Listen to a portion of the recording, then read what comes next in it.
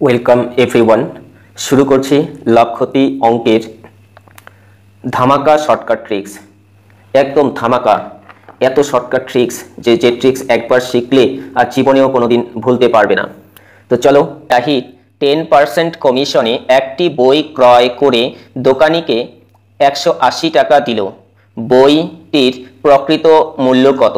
এই প্রকৃত মূল্যটা নির্ণয় করতে হবে।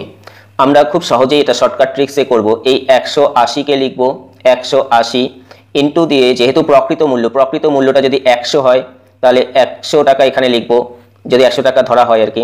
আর এখানে হচ্ছে বলছে 10% কমিশন, তাহলে 100 টাকায় 10% কমিশন দিলে তাহলে 90 টাকা হবে, তাহলে এখানে লিখব হচ্ছে 90।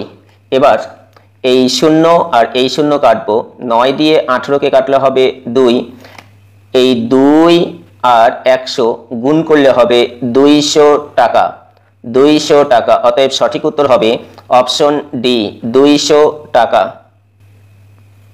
একজন ব্যবসায়ী একটি জিনিস বিক্রির জন্য এমনভাবে মূল্য নির্ধারণ করেন যেন 10% ডিসকাউন্ট দিলেও তার ক্রয় মূল্যের উপর 20% লাভ থাকে। জিনিসটির ক্রয় মূল্য 30 টাকা হলে নির্ধারিত মূল্য কত?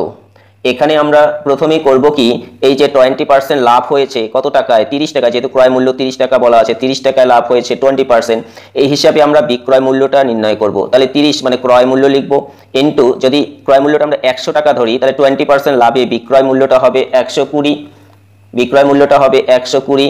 আর নিচে লিখব ক্রয় মূল্য, যেহেতু 100 ধরা হলো তাই 100। এবার এখানে একটা করে শূন্য কেটে দেব, দিলে কি আসবে? 3 বারং 36, এই যে 3 থাকলো আর 12 থাকলো, গুণ করলে হবে 3 বারং 36 টাকা।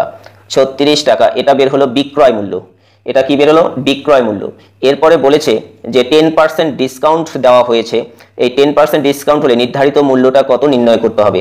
তাহলে এই নির্ধারিত মূল্যটা নির্ণয় করার জন্য আমরা করব কি, এই যে বিক্রয় মূল্য আছে, বিক্রয় মূল্যটা লিখব, ইন্টু চিহ্ন দিয়ে নির্ধারিত মূল্যটা যদি 100 হয় তাহলে 100 লিখব, আর নিচে লিখব হলো এই যে 10% ডিসকাউন্ট দেওয়া হয়েছে, তাহলে বিক্রয় মূল্যটা থেকে 10% মানে 100 টাকা বিক্রয় মূল্য, 100 টাকা ক্রয় মূল্য হলে 10% ডিসকাউন্টে বিক্রয় মূল্য হবে কত?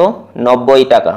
90 টাকা, তাহলে এখানে এই একটা করে শূন্য কাটবে, 9 দিয়ে 36কে কাটলে হবে 4 4 লং 36, তাহলে সমান সমান 4 আর 10 গুণ করলে হবে 4 10 40 টাকা।